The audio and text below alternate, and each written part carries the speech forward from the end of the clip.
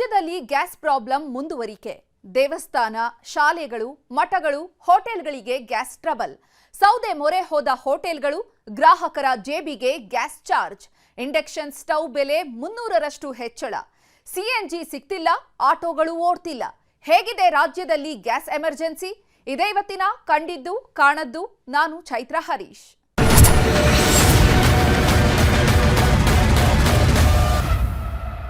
ಯುದ್ಧ ಭೂಮಿಯಲ್ಲಿ ಮಾತ್ರ ಹೆಣಗಳು ಉರುಳುತ್ತವ? ಯುದ್ಧ ನಡೀತಾ ಇರೋ ದೇಶಗಳಲ್ಲಿ ಮಾತ್ರ ಸಂಕಷ್ಟ ಇರುತ್ತಾ? ಖಂಡಿತ ಇಲ್ಲ. ಯುದ್ಧದಿಂದ ದೂರ ಇರೋ ದೇಶಗಳಲ್ಲೂ ಕೂಡ ಸದಾ ಶಾಂತಿ ಬಯಸುವಂತಹ ದೇಶಗಳು ಸಂಕಷ್ಟಕ್ಕೆ ಸಿಕ್ಕಾಕೊಳ್ತವೆ. ಈಗ ನಮ್ಮ ದೇಶ ಕೂಡ ಇರಾನ್ ಇಸ್ರೇಲ್ ಯುದ್ಧದ ಪರಿಣಾಮದಿಂದ ನರಳ್ತಾ ಇದ್ದು ಗ್ಯಾಸ್ ಪ್ರಾಬ್ಲಮ್ನಿಂದ ಕಂಗಾಲಾಗಿದೆ. ರಾಜ್ಯದಲ್ಲೂ ಕೂಡ LPG ಜಾಸ್ತಿ ಟ್ರಬಲ್ ಮಾಡ್ತಿದೆ.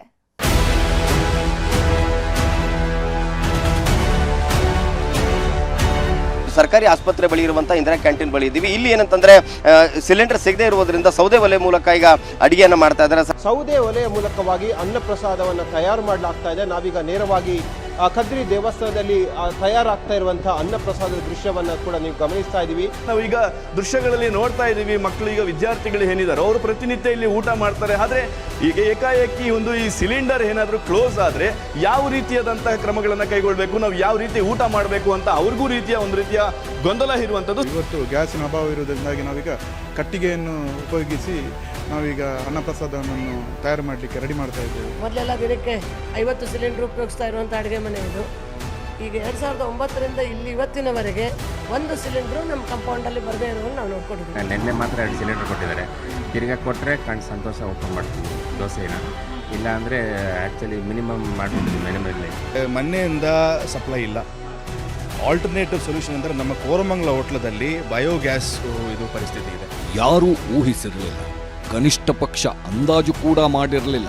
ಕೇವಲ 2 ವಾರದ ಹಿಂದೆ ನಾರ್ಮಲ್ ಆಗಿದ್ದ ಎಲ್ಲವೂ ಈಗ ಅಲ್ಲೋಲ ಕಲ್ಲೋಲವಾಗುತ್ತೆ ಅಂತ ಯಾರೂ ಕಿಂಚಿತ್ ಯೋಚನೆ ಕೂಡ ಮಾಡಿರಲಿಲ್ಲ. ಯಾರೂ ಸ್ವಲ್ಪವೂ ಆ ಬಗ್ಗೆ ತಲೆ ಕೆಡಿಸ್ಕೊಂಡಿರಲಿಲ್ಲ. ಆದರೆ ಈಗ ಎಲ್ಲರೂ ತಲೆ ಮೇಲೆ ಕೈ ಇಟ್ಕೊಂಡು ಯೋಚನೆ ಮಾಡ್ತಾ ಇದ್ದಾರೆ.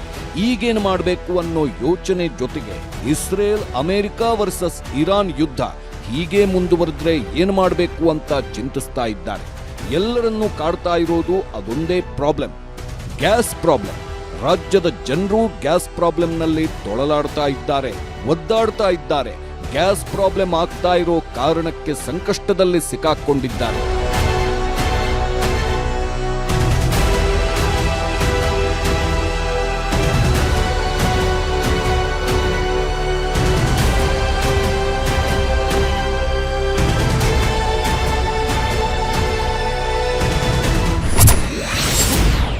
ದೇವಸ್ಥಾನ, ಶಾಲೆಗಳು, ಮಠಗಳು, ಹೋಟೆಲ್ಗಳಿಗೆ ಗ್ಯಾಸ್ ಟ್ರಬಲ್.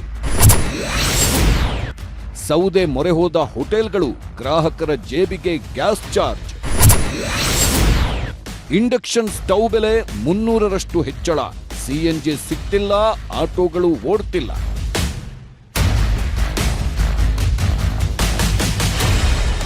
ಎಲ್ಲೆಂದರಲ್ಲಿ ಸಮಸ್ಯೆ ಶುರುವಾಗಿದೆ.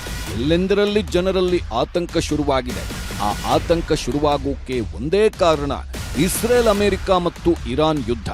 ಯಾವಾಗ ಅಲ್ಲಿ ಯುದ್ಧ ಶುರುವಾಯಿತು, ಯಾವಾಗ ಇರಾನ್ ಅಧೀನದಲ್ಲಿದ್ದ ಹರ್ಮುಜ್ ಜಲಸಂಧಿ ಬಂದಾಯಿತು, ಅದರ ಪರಿಣಾಮ ಎಲ್ಲಾ ದೇಶಗಳ ಮೇಲಾಯಿತು. ಅಗತ್ಯ ವಸ್ತುಗಳನ್ನ ಟೈಮ್ ಟು ಟೈಮ್ ಪಡ್ಕೋಬೇಕಿದ್ದ ದೇಶಗಳು ವಿಲವಿಲ ಒದ್ದಾಡತೊಡಗಿದ್ವು. ಪೆಟ್ರೋಲಿಯಂ ಉತ್ಪನ್ನಗಳಿಗೆ ಹರ್ಮುಜ್ ಜಲಸಂಧಿ ಮೇಲೆ ಡಿಪೆಂಡ್ ಆಗಿದ್ದ ಭಾರತ ಸಾಕಷ್ಟು ದುಷ್ಪರಿಣಾಮಗಳಿಗೆ ಒಳಗಾಗಬೇಕಾಯಿತು. ಪೆಟ್ರೋಲ್, ಡೀಸೆಲ್, LPG, CNG ಭಾರತಕ್ಕೆ ಪೂರೈಕೆಯಾಗದೆ ಕಂಗಾಲಾಗೋ ಸ್ಥಿತಿ ನಿರ್ಮಾಣವಾಯಿತು. ಇರೋ ಸ್ಟಾಕ್ನಲ್ಲೇ ಅಡ್ಜಸ್ಟ್ ಮಾಡ್ಕೋಬೇಕಾದ ಅನಿವಾರ್ಯತೆ ಉಂಟಾಯಿತು.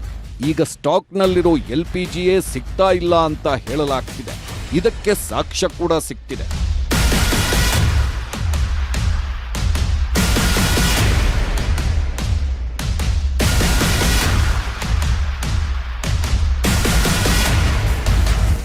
ಕೊಲ್ಲಿಯಲ್ಲಿ ಯುದ್ಧ ಮುಗೀತಿಲ್ಲ, ಆದ್ರಿಂದ ಇಲ್ಲಿ ಸಂಕಷ್ಟವೂ ಮುಗೀತಿಲ್ಲ. ದೇಶದ ಹಲವೆಡೆ ಹೋಟೆಲ್ಗಳಿಗೆ ಗ್ಯಾಸ್ ಪೂರೈಕೆ ಸ್ಥಗಿತವಾಗಿದೆ. ಗ್ಯಾಸ್ ಪೂರೈಕೆ ನಿಂತೋಗಿರೋ ಕಾರಣಕ್ಕೆ PGಗಳಿಗೂ ತೊಂದರೆಯಾಗ್ತಿದೆ. ಸದ್ಯಕ್ಕೆ ಮನೆಯೊಂದು ಬಿಟ್ಟು ಎಲ್ಲೆಲ್ಲಿ ಗ್ಯಾಸ್ ಬಳಕೆ ಮಾಡಲಾಗ್ತಾ ಇತ್ತು ಅಲ್ಲೆಲ್ಲ ಕೋಲಾಹಲ ಸೃಷ್ಟಿಯಾಗಿದೆ. ಇದೆಲ್ಲ ಗ್ಯಾಸ್ ಪೂರೈಕೆ ಆಗದೇ ಇರೋದ್ರಿಂದ ಆಗ್ತಾ ಇರೋ ಎಫೆಕ್ಟ್. ಇನ್ನು ಯುದ್ಧದಿಂದ ಸೈಡ್ ಎಫೆಕ್ಟ್ ಕೂಡ ಇದೆ. ದೇಶದಿಂದ ಗೋಡಂಬಿ, ಕಾಫಿ, ಮೀನಿನ ಉತ್ಪನ್ನ ರಫ್ತು ಮಾಡೋಕ್ಕಾಗ್ತಿಲ್ಲ. ಉದ್ಯಮಿಗಳು, ರೈತರಿಗೆ ನಷ್ಟದ ಭೀತಿ ಎದುರಾಗಿದೆ. ಮತ್ತೊಂದು ಕಡೆ ದಿನಬಳಕೆ ವಸ್ತುಗಳು ದುಬಾರಿಯಾಗ್ತಿದ್ದು ಅದೊಂದು ಯುದ್ಧ ಎಲ್ಲರನ್ನೂ ಸಂಕಷ್ಟಕ್ಕೆ ಸಿಲುಕಿಸಿಬಿಟ್ಟಿದೆ. ಇದೆಲ್ಲ ದೇಶದ ಪರಿಸ್ಥಿತಿ ಆದ್ರೆ ರಾಜ್ಯದ ಪರಿಸ್ಥಿತಿ ಇನ್ನೂ ಘೋರ. ಇಷ್ಟಕ್ಕೂ ರಾಜ್ಯದಲ್ಲಿ ಏನೇನಾಗ್ತಿದೆ ಗೊತ್ತಾ? ಇಲ್ಲಿದೆ ನೋಡಿ.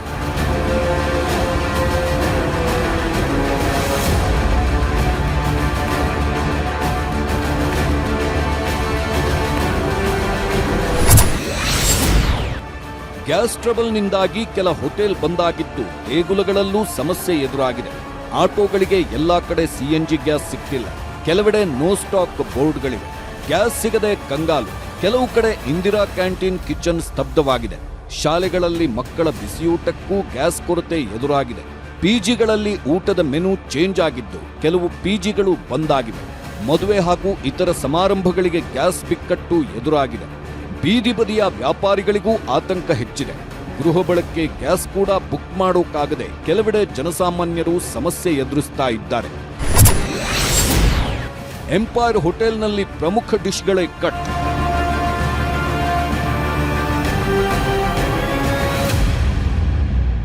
ಎಸ್, ಇದು ಹೋಟೆಲ್ ಎಂಪೈರ್. ಇಲ್ಲಿನ ನಾನ್ ವೆಜ್ ಪ್ರಿಯರಿಗೆ ಹೋಟೆಲ್ ಶಾಕ್ ನೀಡಿದೆ. ಸದ್ಯಕ್ಕೆ ಈ ಹೋಟೆಲ್ನಲ್ಲಿ ಶವರ್ಮಾ, ಚಿಕನ್ ಗ್ರಿಲ್, ಕಬಾಬ್ ಸಿಗೋದೇ ಇಲ್ಲ. ತಾತ್ಕಾಲಿಕವಾಗಿ ಕೆಲವು ಫುಡ್ ಐಟಮ್ ಸರ್ವ್ ಮಾಡುವುದನ್ನ ಇಲ್ಲಿ ನಿಲ್ಲಿಸಲಾಗಿದೆ. ಹೆಚ್ಚು ಡಿಮಾಂಡ್ ಇದ್ದ ಐಟಂಗಳನ್ನ ಮೆನುವಿನಿಂದ ಕಟ್ ಮಾಡಲಾಗಿದೆ. ಹೆಚ್ಚು ಗ್ಯಾಸ್ ಬಳಕೆಯಾಗುವ ಆಹಾರ ಪದಾರ್ಥಗಳಿಗೆ ಬ್ರೇಕ್ ಹಾಕಲಾಗಿದೆ. ಬೇರೆ ಬೇರೆ ಬ್ರಾಂಚ್ಗಳಲ್ಲಿ ಆಹಾರ ತಯಾರಿಸಿ ಇಲ್ಲಿಗೆ ಸಪ್ಲೈ ಮಾಡಲಾಗಿದೆ. ಕೋರಮಂಗಲದಲ್ಲಿ ಬಯೋಗ್ಯಾಸ್ ಮೂಲಕ ಅಡುಗೆ ತಯಾರಿಸಿ ಎಲ್ಲಾ ಬ್ರಾಂಚ್ಗಳಿಗೆ ತಲುಪಿಸಲಾಗುತ್ತಿದೆ. ಕಮರ್ಷಿಯಲ್ ಗ್ಯಾಸ್ನ ಅಭಾವ ಎಂಪೈರ್ ಹೋಟೆಲ್ಗೂ ಕೂಡ ತಟ್ಟಿರುವಂಥದ್ದು. ಸದ್ಯ ಇಲ್ಲಿ ಯಾವ ರೀತಿಯಾದಂತಹ ಚಿತ್ರಣ ಇದೆ ಅನ್ನೋದನ್ನ ನಾನು ನಿಮಗೆ ಎಕ್ಸ್ಪ್ಲೈನ್ ಮಾಡ್ತಾ ಹೋಗ್ತೀನಿ. ಸೊ ಸಾಕಷ್ಟು ಬ್ರಾಂಚ್ಗಳನ್ನು ಹೊಂದಿರುವಂತಹ ಎಂಪೈರ್ ಹೋಟೆಲ್ ಬೆಂಗಳೂರಿನ ಪ್ರಸಿದ್ಧವಾದಂತಹ ಒಂದು ನಾನ್ ವೆಜ್ ಪ್ರಿಯರಿಗೆ ಬಹಳ ಫೇವ್ರೇಟ್ ಆಗಿರುವಂತಹ ಒಂದು ಹೋಟೆಲ್. ಬೆಂಗಳೂರಿನ ಬೇರೆ ಬೇರೆ ಕಡೆಯಲ್ಲಿ ಇದರ ಒಂದು ಬ್ರಾಂಚಸ್ ಇರುವಂಥದ್ದು. ಸೊ ಎಲ್ಲ ಕಡೆಯಲ್ಲೂ ಕೂಡ ಈಗ ಮೆನುವನ್ನು ಕಟ್ ಮಾಡಿರೋದ್ರ ಜೊತೆಗೆ ಒಂದು ಸ್ಪೆಷಲ್ ಆಫರನ್ನು ಕೊಡ್ತಾ ಇದ್ರು, ಡಿಸ್ಕೌಂಟ್ಗಳನ್ನು ಕೊಡ್ತಾ ಇದ್ರು. ಆ ಡಿಸ್ಕೌಂಟ್ನ ಈ ಸಂದರ್ಭದಲ್ಲಿ ಇರಾನ್ ಮತ್ತು ಇಸ್ರೇಲ್ನ ಯುದ್ಧ ಇರೋ ಕಾರಣದಿಂದ ಅದನ್ನು ಕೂಡ ಕಟ್ ಮಾಡಿದ್ದಾರೆ. ಅದರ ಜೊತೆಗೆ ಸೀಮಿತ ಮೆನುವಿನೊಂದಿಗೆ ಈಗ ಸರ್ವಿಸನ್ನು ಕೊಡ್ತಾ ಇದ್ದಾರೆ. ಜನರಿಗೆ ಆಲ್ಫಮ್ ಆಗಲಿ ಅಥವಾ ಗ್ರಿಲ್ ಚಿಕನ್ ಆಗಲಿ ಇದೆಲ್ಲವೂ ಕೂಡ ಕಟ್ ಮಾಡಿರುವಂತಹದ್ದು ಸದ್ಯ ದೃಶ್ಯದಲ್ಲಿ ಕೂಡ ನೀವು ಗಮನಿಸ್ತಾ ಇರ್ಬೋದು. ಒಂದು ಬರುವಂತಹ ಜನರಿಗೆ, ಗ್ರಾಹಕರಿಗೆ ಒಂದು ಚಿಕ್ಕದಾಗಿ ಒಂದು ಪ್ರಕಟಣೆಯನ್ನು ಕೂಡ ಇಲ್ಲಿ ಹಾಕಿದ್ದಾರೆ. ಪ್ರಿಯ ಅತಿಥಿಗಳೇ, ಅಡುಗೆ ಅನಿಲ ಸರಬರಾಜಿನಲ್ಲಿ ತಾತ್ಕಾಲಿಕ ಅಡಚಣೆ ಇರೋದ್ರಿಂದ ನಿಗದಿತ ಮೆನು ಮಾತ್ರ ಇಲ್ಲಿ ಲಭ್ಯ ಇರುತ್ತೆ. ನಮ್ಮ ಸಿಬ್ಬಂದಿ ಲಭ್ಯ ಮೆನುವಿನ ಬಗ್ಗೆ ಸಂತೋಷದಿಂದ ನಿಮಗೆ ಮಾರ್ಗದರ್ಶನ ಕೊಡ್ತಾರೆ ಅನ್ನುವಂತಹ ಒಂದು ಪ್ರಕಟಣೆಯನ್ನು ಕೂಡ ಹಾಕಿದ್ದಾರೆ. ಅಂದರೆ ಯಾವ್ಯಾವ ಮೆನು ಇದೆ, ಏನೇನು ಐಟಮ್ ಇದೆ ಅನ್ನೋದನ್ನ ಇಲ್ಲಿ ತಿಳಿಸ್ತೀವಿ ಅಂತ ಹೇಳಿದ್ದಾರೆ. ಕಮರ್ಷಿಯಲ್ ಗ್ಯಾಸ್ ಸಿಲಿಂಡರ್ನ ಪೂರೈಕೆಯಲ್ಲಿ ವ್ಯತ್ಯಯ ಬೇಗ ಸರಿ ಹೋಗಬೇಕು ಅನ್ನೋದು ಸಿಲಿಕಾನ್ ಸಿಟಿ ಜನರ ಮನವಿ. ಕ್ಯಾಮರಾಮನ್ ಶಿವ ಜೊತೆ ಪ್ರಗತಿ ಶೆಟ್ಟಿ, ನ್ಯೂಸ್ 18 ಬೆಂಗಳೂರು. ಒಟ್ನಲ್ಲಿ ಗ್ರಾಹಕರು ಏನ್ ತಿನ್ಬೇಕು ಅಂತ ಅನ್ನಿಸುತ್ತೋ ಅದನ್ನ ತಿನ್ನೋಕ್ಕಾಗಲ್ಲ. ಹೋಟೆಲ್ನಲ್ಲಿ ಏನ್ ಸಿಗುತ್ತೋ ಅದನ್ನೇ ತಿನ್ನಬೇಕಾದ ಅನಿವಾರ್ಯತೆ ಇದೆ. ಈ ಬಗ್ಗೆ ಹೋಟೆಲ್ ಸಿಇಒ ಹೇಳಿದ್ದು ಹೀಗೆ. ಮೆನು ರಿಡಕ್ಷನ್ ಮಾಡಿದ್ದೀವಿ. ಆಲ್ಮೋಸ್ಟ್ ಒಂದು 100 ಐಟಮ್ಸ್ ಇದ್ದರೆ we've come down to about 15 items. ಅದರಲ್ಲಿ ಮೇನ್ ಫೋಕಸ್ ನಮ್ಮ ರೈಸ್ ಐಟಮ್ಸು, ಗ್ರೇವಿ ಐಟಮ್ಸು, ನಮ್ಮ ತಂದೂರಿ ಐಟಮ್. ಯಾಕೆ ತಂದೂರಿಗೆ ನಾವು ಗ್ಯಾಸ್ ಯೂಸ್ ಮಾಡಲ್ಲ, ಚಾರ್ಕೋಲೇ ಯೂಸ್ ಮಾಡೋದು. ಬಟ್ ಮೆಜಾರಿಟಿ ರೆಸ್ಟೋರೆಂಟ್ಸು ಸಿಟಿ ಒಳಗಡೆ ಮೋರ್-ಓ-ಲೆಸ್ ಕ್ರಂಚ್ ಇದೆ, ಗ್ಯಾಸ್ ಶಾರ್ಟೇಜ್ ಇದೆ.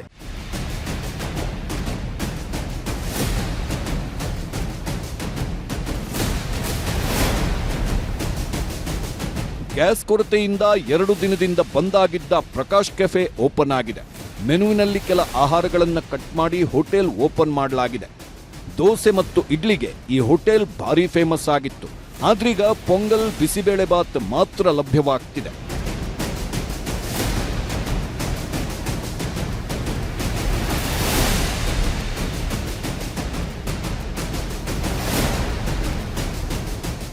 ಬೆಳಗ್ಗೆಯಿಂದ ಸಾಯಂಕಾಲ ಗ್ಯಾಸ್ ಉರಿತಾನೆ ಇರಬೇಕು. 2 ದಿನದಿಂದ ಮುಚ್ಚಿರೋದ ಕಾರಣ ನಿನ್ನೆ ಮಾತ್ರ 2 ಸಿಲಿಂಡರ್ ಕೊಟ್ಟಿದ್ದಾರೆ. ತಿರ್ಗಾ ಕೊಟ್ಟರೆ ಸಂತೋಷ ಓಪನ್ ಮಾಡ್ತೀವಿ ದೋಸೆನ. ಇಲ್ಲ ಅಂದರೆ ಆ್ಯಕ್ಚುಲಿ ಮಿನಿಮಮ್ ಮಾಡ್ಕೊಂಡಿದ್ದೀವಿ ಮೆನುವಲ್ಲಿ. ರೈಸ್ ಬಾತು, ಇಡ್ಲಿ, ವಡೆ, ಖಾರ ಬಾತ್, ಕೇಸರಿ ಬಾತು, ಬೇಳೆ ಬಾತು ಅಥವಾ ರೈಸ್ ಬಾತ್ಗಳು ಮಾತ್ರ ಗ್ರಾಹಕರಿಗೆ ತೊಂದರೆ ಆಗಬಾರ್ದು ಅಂದ್ಬಿಟ್ಟು ಮಿನಿಮಮ್ ಮೆನುವಲ್ಲಿ ಮಾಡ್ಕೊಂಡು ಹೋಗ್ತಾ ಇದ್ದೀವಿ. ಸೌದೆ ಒಲೆಗೆ ಶಿಫ್ಟ್ ಆದ ಮಾಲೀಕರು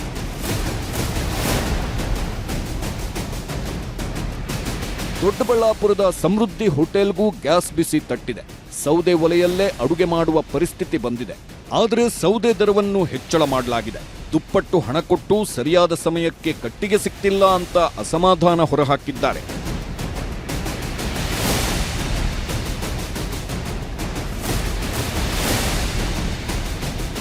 ಬಹುತೇಕ ಎಲ್ಲ ಹೋಟೆಲ್ಗಳ ಪರಿಸ್ಥಿತಿ ಹೀಗೇನೇ ಇದೆ. ಬಹುತೇಕ ಹೋಟೆಲ್ಗಳಿಗೆ ಗ್ಯಾಸ್ ಸಿಗ್ತಾ ಇಲ್ಲ. ಸಿಕ್ಕರೂ ಅವಶ್ಯಕತೆ ಎಷ್ಟಿದೆಯೋ ಅಷ್ಟು ಸಿಗ್ತಾ ಇಲ್ಲ. ಆದ್ದರಿಂದ ಹೋಟೆಲ್ಗಳನ್ನು ಬಂದ್ ಮಾಡಬೇಕೋ ಅಥವಾ ಮೆನುವನ್ನು ಕಟ್ ಮಾಡಬೇಕು ಅಂತ ಹೋಟೆಲ್ಗಳು ಯೋಚನೆ ಮಾಡುತ್ತಿವೆ. ಇನ್ನೂ ಒಂದೆರಡು ದಿನ ಗ್ಯಾಸ್ ಸಿಕ್ಕಿಲ್ಲ ಅಂದ್ರೆ ಗ್ಯಾಸನ್ನು ನಂಬಿರೋ ಎಲ್ಲ ಹೋಟೆಲ್ಗಳು ಬಂದಾಗೋ ಸ್ಥಿತಿ ನಿರ್ಮಾಣವಾಗಲಿದೆ. ಹೋಟೆಲ್ಗಳ ಪರಿಸ್ಥಿತಿಯೇ ಹೀಗಾದ್ರೆ ಇಂದಿರಾ ಕ್ಯಾಂಟೀನ್ಗಳ ಪರಿಸ್ಥಿತಿ ಹೇಗಿದೆ ಗೊತ್ತಾ?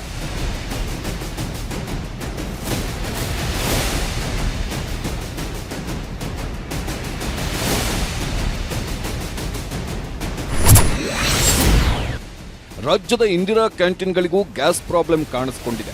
ಬೆಂಗಳೂರಿನಲ್ಲೇ 60ಕ್ಕೂ ಹೆಚ್ಚು ಇಂದಿರಾ ಕ್ಯಾಂಟೀನ್ ಬಂದಾಗುತ್ತಿದೆ.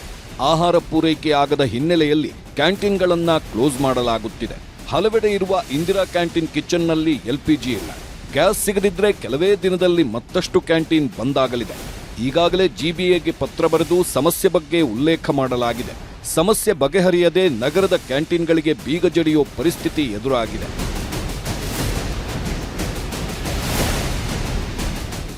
ಜನ ಬರ್ತಾವ್ರೆ, ಎಲ್ಲ ಸ್ಟೂಡೆಂಟ್ಗಳು ಬರ್ತಾವ್ರೆ. ಸ್ಟೂಡೆಂಟ್ಗಂತೂ ಭಾರಿ ಪ್ರಾಬ್ಲಮ್ ಆಗಿದೆ. ಇಲ್ಲಿ ಗ್ಯಾಸ್ ಇಲ್ಲ ಅಂತ ಬೆಳಿಗ್ಗೆ ನಾಷ್ಟ ಮಾತ್ರ ಕೊಡ್ತಾವ್ರೆ, ಮಧ್ಯಾಹ್ನ ಊಟ ನೈಟ್ ಊಟ ಎರಡೂ ಇಲ್ಲ, ಕ್ಯಾನ್ಸಲ್ ಆಗಿದೆ. ಹಂಗಾಗಿ ಎಲ್ಲರೂ ಬರ್ತಾರೆ ಸರ್. ಒಂದು ದಿನಕ್ಕೆ ಇಲ್ಲಾಂದ್ರೆ 300-400 ಜನ ಬರೋರು. ಇವಾಗೆಲ್ಲ ಹೋಯ್ತದು 300-400 ಜನ. ಇವಾಗ ಊಟ ಇಲ್ಲದ್ರೆ ಬೆಳಗ್ಗೆಯಿಂದ ಲೇಡೀಸ್ಗಳು ವಯಸ್ಸಾದವರು ಅವರು ಇವರೆಲ್ಲ ಬರ್ತಾನೆ ಅವರೇ. ಊಟ ಇಲ್ಲ ಅಲ್ಲಿ, ಎಲ್ಲೂ ಗ್ಯಾಸ್ ಸಿಗ್ತಾ ಇಲ್ಲ. ಇವ್ರದ್ದೆಲ್ಲ ಕ್ಲೋಸ್ ಆಗಿದೆ. ಆಲ್ಮೋಸ್ಟ್ಲಿ ಕ್ಯಾಂಟೀನ್, ಮೆಜೆಸ್ಟಿಕ್ಕು, ಇಲ್ಲಿ ಮಂತ್ರಿ ಮಾಲ್ ಎಲ್ಲ ಕ್ಲೋಸ್ ಆಗಿದೆ. ಎಲ್ಲೂ ಗ್ಯಾಸ್ ಇಲ್ಲ ಅಲ್ಲಿ. ಬಂದ್ ಕೇಳ್ಕೊಂಡಾಯ್ತವ್ರು, ನಮ್ಮನ್ನೇ ಕೇಳ್ತವ್ರು, ನಾವೇನಂತ ಆನ್ಸರ್ ಮಾಡೋಣ ಅದಕ್ಕೆ. ಇದು ಬೆಂಗಳೂರಿನ ಸ್ಥಿತಿ. ರಾಜ್ಯಾದ್ಯಂತ ಇರೋ ಕ್ಯಾಂಟೀನ್ಗಳು ಇದೇ ಸಮಸ್ಯೆ ಎದುರಿಸ್ತಾ ಇದ್ದಾವೆ. ಮೈಸೂರು ಮತ್ತು ಕಲಬುರಗಿಯ ಹಲವೆಡೆ ಸಿಲಿಂಡರ್ ಸಿಗದೆ ಕ್ಯಾಂಟೀನ್ ಅನ್ನ ಮುಚ್ಚೋ ಪರಿಸ್ಥಿತಿ ನಿರ್ಮಾಣವಾಗಿದೆ. ಪ್ರತಿದಿನ ಇಂದಿರಾ ಕ್ಯಾಂಟೀನ್ಗೆ 2 ಸಿಲಿಂಡರ್ ಬೇಕು. ಮನೆಯಲ್ಲಿದ್ದ ಮನೆ ಬಳಕೆಯ ಸಿಲಿಂಡರ್ ಅನ್ನೇ ತಗೊಂಡ್ಬಂದು ಇಂದಿರಾ ಕ್ಯಾಂಟೀನ್ನಲ್ಲಿ ಅಡುಗೆ ಮಾಡಲಾಗ್ತಿದೆ. ಶೀಘ್ರದಲ್ಲೇ ಸಿಲಿಂಡರ್ ಸಿಗದಿದ್ರೆ ಅಡುಗೆ ಸಾಧ್ಯವಾಗುವುದೇ ಇಲ್ಲ ಅಂತಿದ್ದಾರೆ ಮೈಸೂರಿನ ಇಂದಿರಾ ಕ್ಯಾಂಟೀನ್ನ ಸಿಬ್ಬಂದಿ.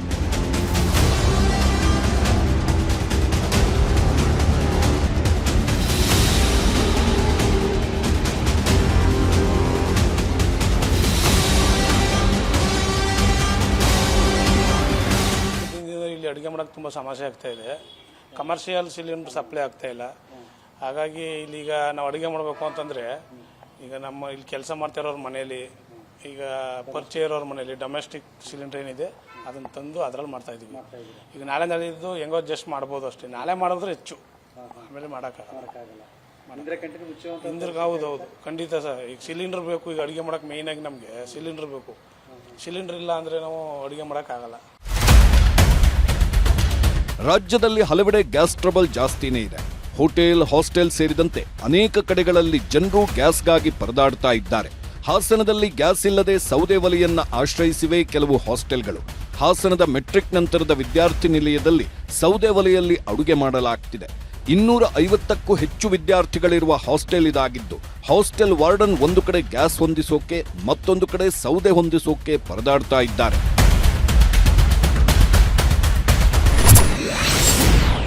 ಸ್ಟಾರ್ ಹೋಟೆಲ್ಗಳಲ್ಲಿ ಸೌದೆ ಒಲೆಯ ಹೊಗೆ.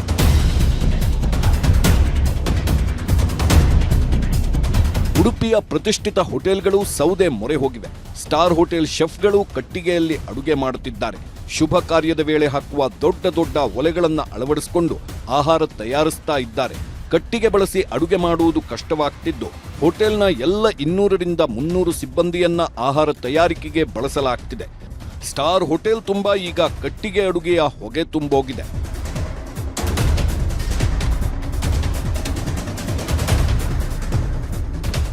ಕಿಚನ್ ಅಲ್ಲಿ ಏನು ಅಡುಗೆ ಮಾಡೋಕ್ಕಾಗಲ್ಲ.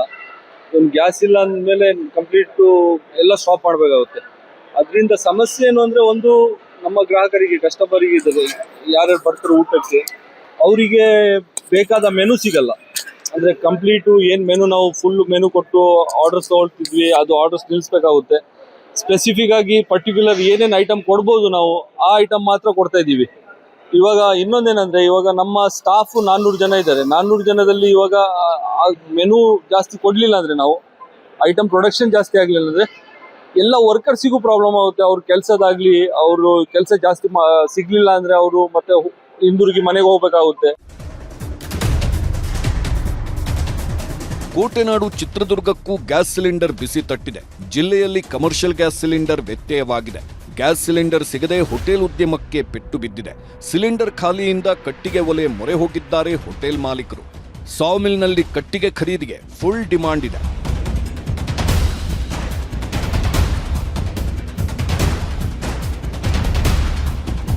ರಾಯಚೂರಿನಲ್ಲಿ ಹೋಟೆಲ್ ಉದ್ಯಮಕ್ಕೆ ಪೆಟ್ಟು ಬಿದ್ದಿದೆ. ಹೋಟೆಲ್ನತ್ತ ಜನ ಬಂದರೂ ಅವರಿಗೆ ಬೇಕಾದ ಉಪಹಾರ ಊಟ ಮಾಡುವುದಕ್ಕಾಗ್ತಿಲ್ಲ. ಇದೊಂದು ರೀತಿ ಅಧಿಕೃತ ಲಾಕ್ಡೌನ್ ಥರ ಆಗಿದೆ. ಸಿಲಿಂಡರ್ ಸಿಗದಿದ್ರೆ ಹೋಟೆಲ್ ಮುಚ್ಚೋ ಸಾಧ್ಯತೆ ಇದೆ ಅಂತಿದ್ದಾರೆ ಹೋಟೆಲ್ ಮಾಲೀಕರು.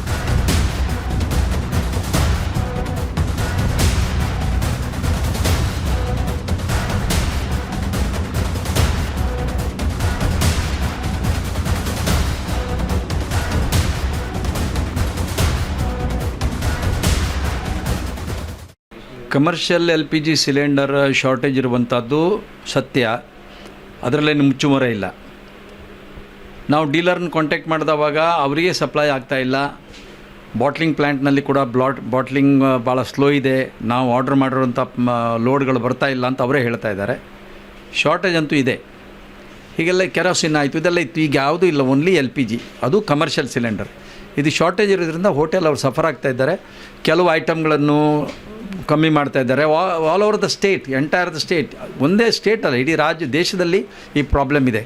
ಸರ್ಕಾರ ಇದ್ರ ಬಗ್ಗೆ ಗಮನ ಹರಿಸಿದೆ, ನಮಗನ್ಸುತ್ತೆ ಪ್ರಾಬ್ಲಮ್ ಸಾಲ್ವ್ ಆಗುತ್ತೆ.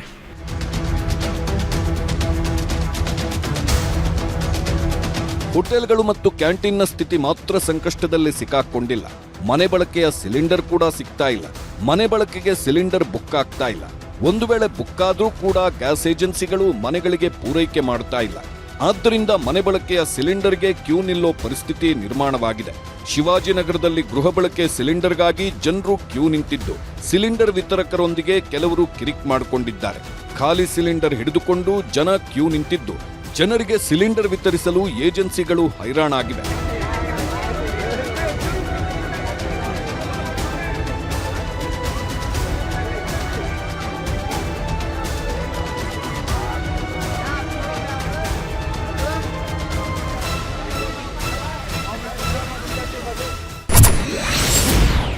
ರಾಜ್ಯದಲ್ಲಿ ಗ್ಯಾಸ್ ಟ್ರಬಲ್, LPG ಕೃತಕ ಅಭಾವ ಸೃಷ್ಟಿಯಾಗ್ತಿದೆಯಾ? ಸಿಗ್ತಿಲ್ಲ ಕಮರ್ಷಿಯಲ್ ಸಿಲಿಂಡರ್, ಕಾಳಸಂತೆಯಲ್ಲಿ LPG ಮಾರಾಟ. ಎಸ್, ರಾಜ್ಯದಲ್ಲಿ ಕಮರ್ಷಿಯಲ್ ಸಿಲಿಂಡರ್ಸ್ ಸಿಗ್ತಿಲ್ಲ. ಕಮರ್ಷಿಯಲ್ LPG ಪೂರೈಕೆಯಲ್ಲಿ ವ್ಯತ್ಯಯವಾಗಿದೆ. ಕೃತಕ ಅಭಾವ ಸೃಷ್ಟಿಸಿ ಕಾಳಸಂತೆಯಲ್ಲಿ ಸಿಲಿಂಡರ್ ಮಾರಾಟ ಮಾಡುತ್ತಿರೋ ಆರೋಪ ಕೇಳಿ ಬಂದಿದೆ. ಬೆಂಗಳೂರಿನಲ್ಲಿ ಸಿಲಿಂಡರ್ ಸಮಸ್ಯೆ ಜಾಸ್ತಿ ಇದ್ದು, ಬೆಂಗಳೂರಿನಲ್ಲಿ ಪೊಲೀಸರು ಫುಲ್ ಅಲರ್ಟ್ ಆಗಿದ್ದಾರೆ. ಕಾಳಸಂತೆ ಮೇಲೆ ಪೊಲೀಸರು ಹದ್ದಿನ ಕಣ್ಣಿಟ್ಟಿದ್ದಾರೆ. ಶುಕ್ರವಾರ ಆಯಾ ಠಾಣಾ ವ್ಯಾಪ್ತಿಯಲ್ಲಿ ಪರಿಶೀಲನೆ ನಡೆಸಲಾಗುತ್ತಿದ್ದು, ಗ್ಯಾಸ್ ಏಜೆನ್ಸಿ, ಡಿಸ್ಟ್ರಿಬ್ಯೂಟರ್ಗಳ ಮೇಲೆ ನಿಗಾ ಇಡಲಾಗಿದೆ. ಗೋಡೌನ್ಗಳ ಮೇಲೆ ರೇಡ್ ಮಾಡಲು ನಿರ್ಧಾರ ಮಾಡಲಾಗಿದ್ದು, ಪ್ರತಿಯೊಂದು ಗೋಡೌನ್ನಲ್ಲಿ ಎಷ್ಟು ಸಿಲಿಂಡರ್ಗಳ ಶೇಖರಣೆಯಾಗಿದೆ, ಎಷ್ಟು ಮಾರಾಟ, ಎಷ್ಟು ಇದ್ದೂ ವಿತರಣೆ ಮಾಡ್ತಿಲ್ಲ ಅಂತ ಪರಿಶೀಲನೆ ನಡೆಸಲಾಗುತ್ತಿದೆ. LPG ಗ್ಯಾಸ್ ಪೂರೈಕೆಯಲ್ಲಿ ವ್ಯತ್ಯಯವಾಗಿರುವುದು ಆತಂಕ ಮೂಡಿಸುತ್ತಿದೆ. ಒಂದು ಲೆಕ್ಕದ ಪ್ರಕಾರ ಸಿಲಿಂಡರ್ ಬೇಡಿಕೆ 3 ಪಟ್ಟು ಹೆಚ್ಚಾಗಿದೆ. ಗ್ಯಾಸ್ ಎಲ್ಲಿ ಖಾಲಿಯಾಗುತ್ತೋ ಅನ್ನೋ ಭಯದಲ್ಲಿ ಜನರು ಮುಗಿಬಿದ್ದು ಗ್ಯಾಸ್ ಆರ್ಡರ್ ಮಾಡುತ್ತಿದ್ದಾರೆ. ಈ ಬಗ್ಗೆ ಬೆಂಗಳೂರಲ್ಲಿ ರಾಮ್ ಗ್ಯಾಸ್ ಏಜೆನ್ಸಿ ಸಿಬ್ಬಂದಿ ನ್ಯೂಸ್ 18 ಕನ್ನಡದ ಜೊತೆ ಮಾತನಾಡಿದ್ದು, ಪ್ರತಿದಿನ ನಾವು 500 ಸಿಲಿಂಡರ್ ವಿತರಣೆ ಮಾಡ್ತಿದ್ವಿ, ಆದ್ರೀಗ ನಮಗೆ ಪ್ರತಿದಿನ 1500 ಆರ್ಡರ್ಗಳು ಬರ್ತಿವೆ. ಹೀಗಾಗಿ ನಮಗೆ ಸಮಸ್ಯೆ ಆಗ್ತಿದೆ ಎಂದಿದ್ದಾರೆ.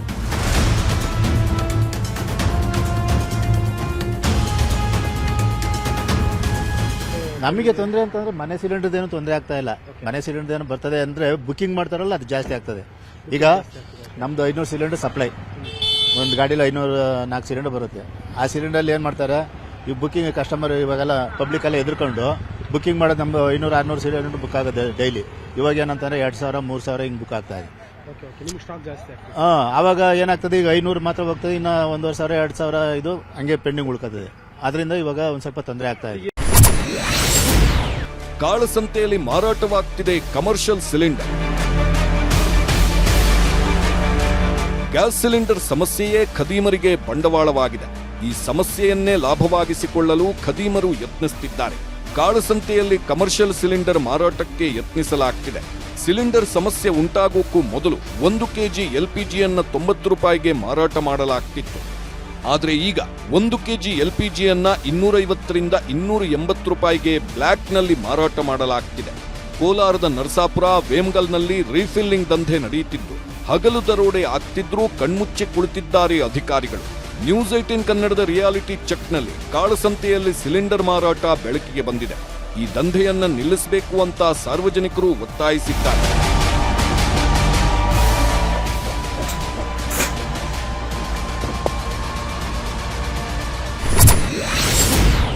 ಇಂದಿರಾ ಕ್ಯಾಂಟೀನ್ಗಳಿಗೆ ಮರುಜೀವ ಕೊಡ್ತಿದೆ ಐಒಸಿ. ಗ್ಯಾಸ್ ಸಿಗದೆ ಹೋಟೆಲ್ಗಳು ಬಂದ್ ಆಗಿವೆ. ಇಂದಿರಾ ಕ್ಯಾಂಟೀನ್ಗಳು ಕೂಡ ಬಂದಾಗುವ ಹಂತದಲ್ಲಿವೆ. ಗ್ಯಾಸ್ ಸಿಲಿಂಡರ್ ಸಿಗದಿದ್ರೆ ಕ್ಯಾಂಟೀನ್ಗಳು 100% ಕ್ಲೋಸ್ ಆಗ್ತವೆ. ಆದರೆ ಈ ಬಗ್ಗೆ GBA chief commissioner Maheshwar Rao ಪ್ರತಿಕ್ರಿಯೆ ನೀಡಿದ್ದು, ಇಂದಿರಾ ಕ್ಯಾಂಟೀನ್ಗೆ ಐಒಸಿಯಿಂದ ಗ್ಯಾಸ್ ಪೂರೈಕೆಗೆ ಸಮ್ಮತಿ ನೀಡಲಾಗಿದೆ. ಇನ್ನೆರಡು ದಿನದಲ್ಲಿ ಬಂದಾಗಿರುವ ಇಂದಿರಾ ಕ್ಯಾಂಟೀನ್ ರೀಓಪನ್ ಆಗುತ್ತೆ ಎಂದಿದ್ದಾರೆ.